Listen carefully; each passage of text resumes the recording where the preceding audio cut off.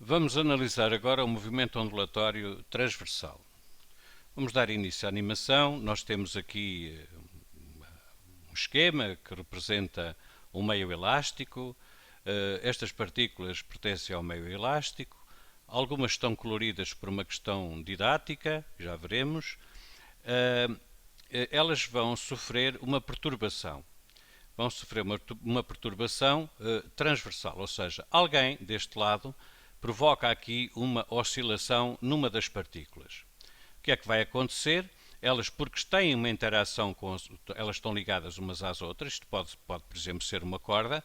É evidente que quando deslocamos esta partícula da sua posição de equilíbrio, aqui segunda vertical, uma vez que ela está ligada a esta, ela vai transmitir a perturbação que lhe comunicaram à sua vizinha e assim sucessivamente. Vamos ver a animação e depois continuaremos a analisar o movimento ondulatório transversal. Cá está. Não demos grande importância a isto por enquanto. O aspecto importantíssimo a reter é que se aquelas bolas vermelhas, ou qualquer uma das outras, elas estão unicamente representadas a vermelho para realçar. Imagine que isto eram ondas num lago. Se tiver aqui uma rolha, ou um barco, ou uma folha, o que é que acontece à folha? A folha vai sofrer um movimento oscilatório na vertical. Mas para que a rolha tenha um movimento oscilatório na vertical, é preciso que alguém lhe comunique energia. Porquê? Porque ela, por exemplo, vai aumentar e vai diminuir a sua energia potencial ciclicamente. Quem é que transmite essa energia então a esta partícula a vermelho, que pode simbolizar uma rolha, um barco, uma folha, uma gaivota no mar? Quem transporta essa energia é este movimento ondulatório. Repare-se que a energia é propagada, mas não há transporte de matéria. As partículas oscilam aqui em torno de posições de equilíbrio, não sofrem movimentos translacionais no sentido de propagação da onda. Por isso se diz que no movimento ondulatório existe propagação de energia, mas não existe propagação de matéria. Vamos agora analisar o movimento aqui destas partículas consecutivas a oscilar da mesma maneira. Reparem que temos aqui muitas partículas, vou parar a animação, nós temos aqui muitas partículas que estão todas a oscilar, mas estas aqui, ou outras quaisquer, têm vamos defini-las como características importantes, que é, estão a oscilar da mesma maneira. São consecutivas a oscilar da mesma maneira.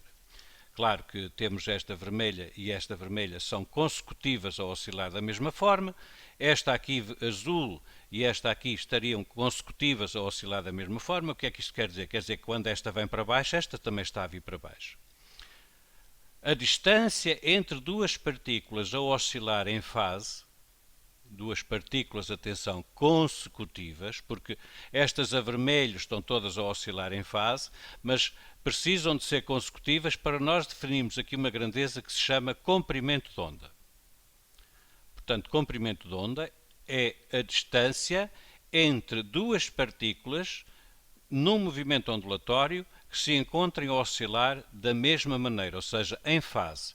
E se nós reiniciarmos a animação, veremos que assim acontece. Depois do movimento estar a propagar-se, verificamos ali que todas as partículas oscilam, ali representadas a vermelho, estas duas primeiras, ligadas por aquela dupla seta amarela, elas oscilam da mesma maneira. E porque são consecutivas a distância que as separa, nós definimos que é um comprimento de onda. Obviamente que não é necessário ser entre estas duas, pode ser entre outras quaisquer. Se eu parar o movimento ondulatório, por exemplo, será agora entre esta posição e esta, porque elas estão agora aqui nesta posição. Mas podia, por exemplo, comprimento de onda, como estamos a ver, ser definido entre esta aqui, a distância entre esta e esta. Porquê? Porque estão a oscilar da mesma maneira e porque são consecutivas. Eu não posso definir que o comprimento de onda era entre esta partícula e a outra que está a oscilar em fase, que será esta aqui. Não, aqui já serão dois comprimentos de onda. Vamos reiniciar novamente a animação.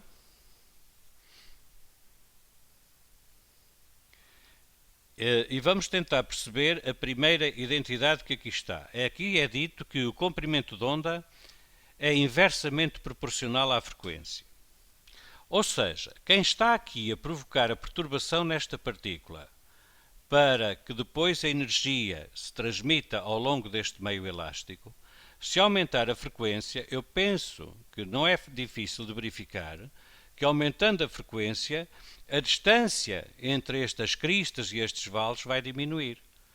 Ou seja, com maior frequência nós vamos ter comprimentos de onda mais pequenos. Como a frequência é o inverso do período, significa então que o comprimento de onda é diretamente proporcional ao período. Ou seja, se nós estivermos aqui a oscilar com um período muito longo,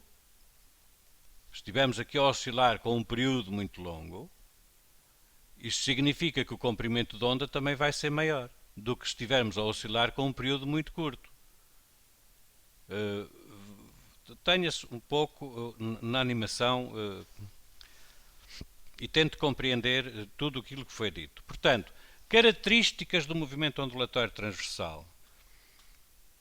A vibração das partículas, ou o movimento oscilatório das partículas, é perpendicular à direção de propagação. A direção de propagação aqui da energia do movimento ondulatório é da esquerda para a direita, no entanto as partículas oscilam perpendicularmente à direção de propagação. É isto que caracteriza um movimento ondulatório transversal.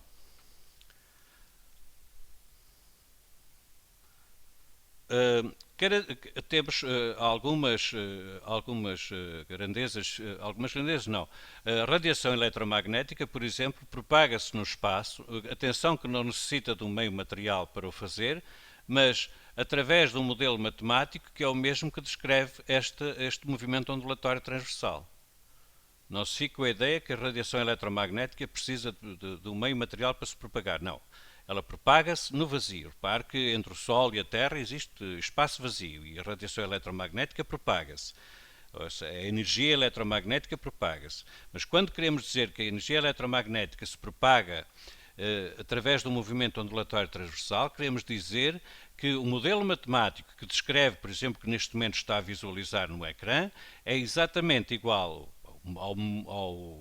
ao modelo matemático que define a propagação das ondas eletromagnéticas no espaço.